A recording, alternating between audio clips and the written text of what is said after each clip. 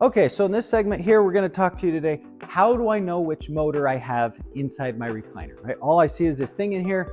How do I know which one it is? I know I got to replace it, but I don't know which one I need. So we're going to give you a quick kind of tutorial on, first of all, how to know. So if you zoom in here to this motor here on our chair, so we're going to say, here's our chair. A couple of things that we're going to ask you to really be able to identify what your motor are number one is, what are the connections on your motor? So what you need to do is you need to come to the back of the motor here.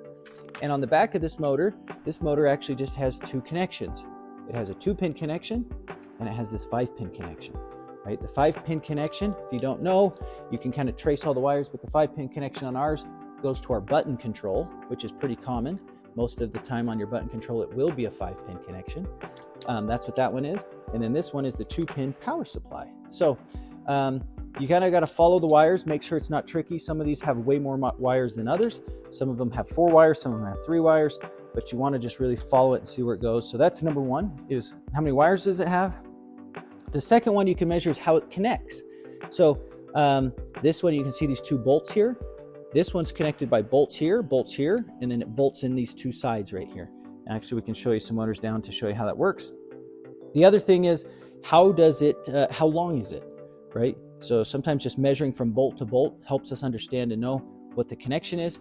The other thing is, some motors, not all motors, have a label on them, and the label is actually on this side up here on the motor, which is kind of awkward. So the best thing you can do is you can take your phone. If you get your phone in there, you can take a picture. If you can't feel like you can get the right angle of the picture, you can take a video and just kind of video around until you get it, then take a screenshot of the actual label of what it is.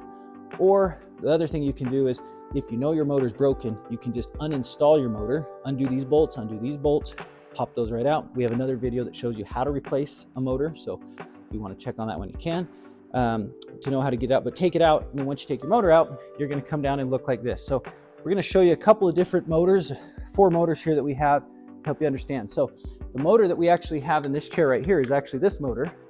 So I said there's 2 bolts here, 2 bolts here, 2 bolts here, and 2 bolts here.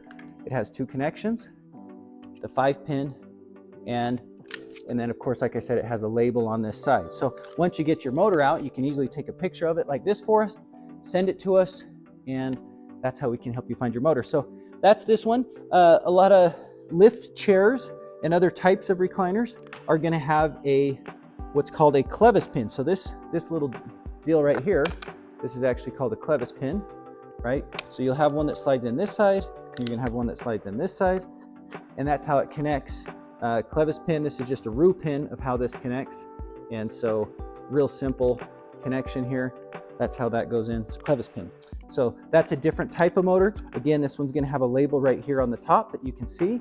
Sometimes we'll ask you to take a measurement from bolt to bolt, or clevis pin to clevis pin, or sometimes just so we know, we'll have you measure from here to here, just so we can better understand. Again, this one has 2 connections, so helps you understand. This guy's a little guy, so this is either a lumbar motor or a power headrest motor. So a lot of times people are like, well, I don't even have one in here.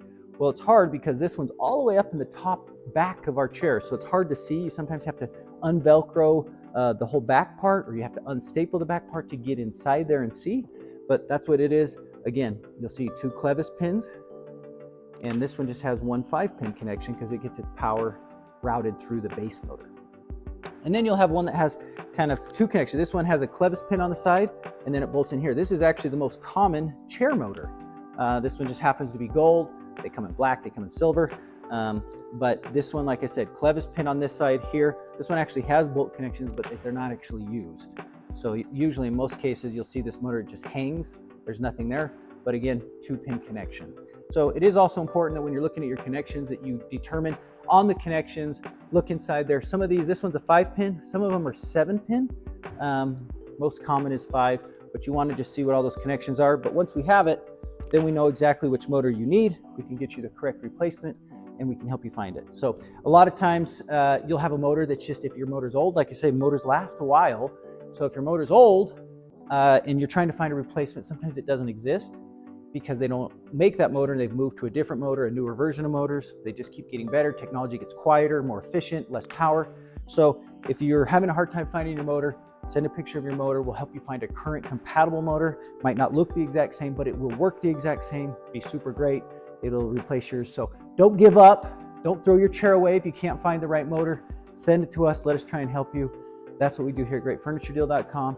Help you find the right parts to keep your chair working, save you money rather than just throw it away.